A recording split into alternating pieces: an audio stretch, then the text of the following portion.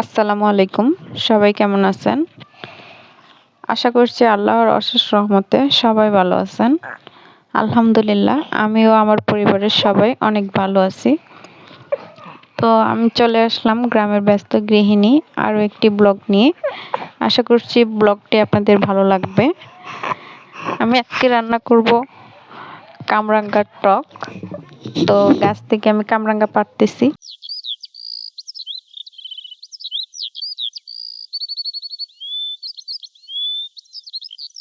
তো যখন কামরাঙাগুলি কাটতেছিলাম আমার খুব খাইতে ইচ্ছা করতেছিল, কিন্তু আসলে আমি খাইতে পারবো না, আমার প্রেশার একদম লো। টক খাইলে আমার খুব ইয়া হয়, প্রেশার লো হয়ে যায়, এই জন্য আর খাবো না। তো আমার মেয়ে বলতেছে ও খাবে, তো ওকে একটু বানায় দেওয়ার জন্য আমি বলছি ঠিক আছে বানিয়ে দিব। আর টক রান্না করবো, তো তো ওকে একটু দিয়ে দিলাম। আর এগুলি কামরাঙ্গাগুলি এতটা পেকে গেছে যে অনেক ইয়ে হয়ে গেছে, একটা নরম হয়ে গেছে, লাল হয়ে।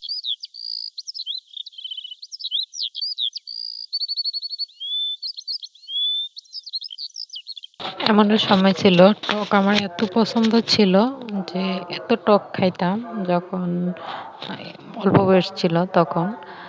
আর মানে বড়ই, তারপর জলপাই, সব কিছু এতটাই খাইতাম যে আমি সব সময় যখনই আমি ঘুমাইতাম রাত্রে বা দুপুরে, তখন আমার বাবা আমাকে চেক করতো আমার মুখে যে বিসি আছে কিনা, মানে এত পরিমাণ টক খাইতাম।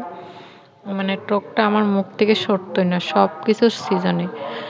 তো কিন্তু এখন একদম খাইতে পারি না টক। সত্যি করে বলবেন, কামরাঙ্গা দেখে কার কার খাইতে মন চাইতেছে? সবাই একটু খেয়ে নেবেন না আমার এখান থেকে। আসলে মেয়েদেরকে টক দেখলেই জিভে পানি আসে, এটা মেয়েদের একটা ফেভারিট। তো আমারও তাই খাইতে ইচ্ছা করতেছে, কিন্তু খাবো, একটু হলে খাবো। আর এখানে যে আমি ইয়াটা কেটে নিয়েছি, মানে কামরাঙ্গাটা। আর এখানে যে টক রান্না করার জন্য পাতিলে পানি নিয়ে নিলাম, পেঁয়াজ, তারপর একটুখানি মরিচ আর কামরাঙ্গাগুলি দিয়ে দিতেছি। এখানে তেমন কিছু দিব না, শুধু লবণ আর হলুদ, একটু কর্নফ্লাওয়ার দিব। আর এই কর্নফ্লাওয়ারটা দেয় একটু একটু গাঢ় হওয়ার জন্য, যাতে একদম পানি পানি না থাকে, আর তো শুধু পানি থাকবে, যাতে একটু গাঢ় হয়, ঘন হয় ঝোলটা, এই জন্য। তো আমি এখানে ওইটা রেডি করে নিয়েছি। আর এখানে আমি আমার মেয়ের জন্য একটু কামরাঙ্গা বানিয়ে নিলাম। তো আমি একটু খেয়ে দেখলাম যে কেমন হয়েছে, লবণ টবণ ঠিক আছে কিনা। যে হ্যাঁ, মাশাল্লাহ ভালোই হয়েছে। আর এতটা টক নাই, মিষ্টিই ছিল। আর এদিকে আমার ভাত চুলায়, তো ভাতটা হলে আমি টকটা বসিয়ে দেব। আর এদিকে আমি নিয়ে নিলাম পুঁটি মাছ। তো পুঁটি মাছ আমি এইভাবে বয়মে করে কেটে রাখছিলাম, তো ওই পুঁটি মাছগুলো এখন বের করে নিব। পুঁটি মাছ রান্না করব। আর কটা পুঁটি মাছ ভেজে নিব।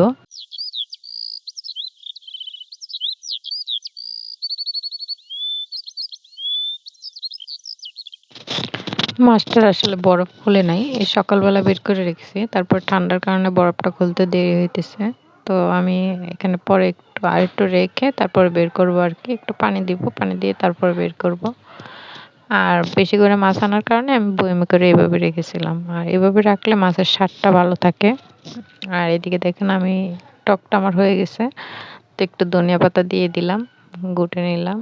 আর যে দেখুন খুব সুন্দর আসছে, কালারটাও খুব দারুণ আসছে। আর এটা তো আমাদের দেশে বলে যে আমাদের গ্রামে খাড়া বলে, তো আপনাদের দিকে কি বলে একটু জানাবেন। আর এখানে একটু বাগার দেওয়ার জন্য আমি সরিষার বাগারটা দিব। সরিষা একটু খালি তেলের মধ্যে ঢেলে একটু ভেজে নিব, ভেজে তারপর আমি এটা খাটাতে দিয়ে দিব আর কি, তাহলে আমার হয়ে যাবে খাটা রান্না, একদম সিম্পল সহজ। আর এভাবে রান্না করে যদি কেউ গ্লাসে করে খায়, যদি কারো প্রেশার থাকে, হাই প্রেশার, তো একদম লো হয়ে যাবে। খুব দারুণ একটি উপকারী জিনিস, এটা এমনিতেও খাওয়া যাবে পিয়া শরবতের মতো, আবার ভাতের সাথেও খাওয়া যাবে, যে যেভাবে খায় আর কি। তো আমার শাশুড়ি খাবে বলছিল, তাই তার জন্য রান্না করলাম। দেখুন কি সুন্দর কালার আসছে। বাগারটা দিয়ে দিলাম, ওই সরিষাগুলি দিয়ে অল্প একটু তেল দিলেই হয়, এখানে বেশি তেল দিতে হয় না, অল্প একটু তেল দেয়, বা তেল ছাড়াও অনেকে দেয়, যে শুধু সরিষাটা একটু টেলে দিয়ে দিলেও হয়, তাহলে আর তেল লাগে না মুখে। তো আমি হালকা একটু তেল দিয়েছি, দিয়ে তারপরে বাগারটা দিলাম আর কি। দেখুন কি সুন্দর দেখতে দেখা যায়, দারুণ হয়েছে কালারটা, আর স্বাদও অনেক ভালো।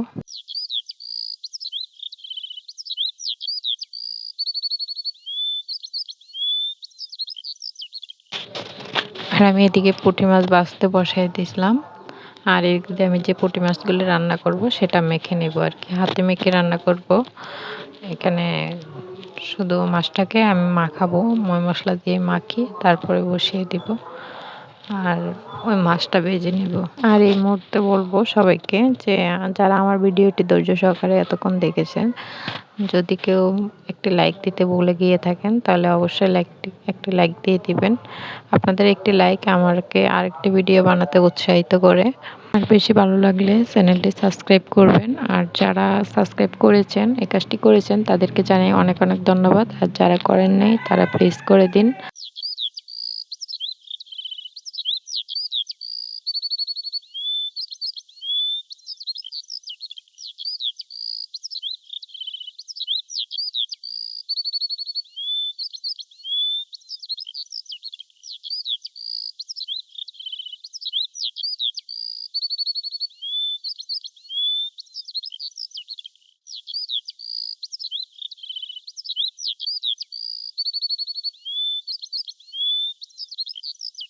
এদিকে আমার আগের কিছু তরকারি ছিল, ওটাও আমি গরম করে নিলাম, আর মাছটা আমি চুলায় বসিয়ে দিলাম।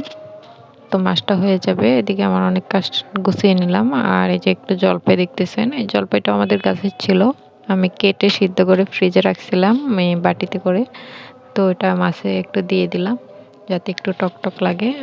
তারপরে ধনিয়া পাতা দিয়ে মাছটাকে উঠিয়ে ফেলবো। এখন যে কড়াইতে রাখবো ওই কড়াইতে বসিয়ে দিব, আর কড়াইটা আমি ধুয়ে ফেলবো।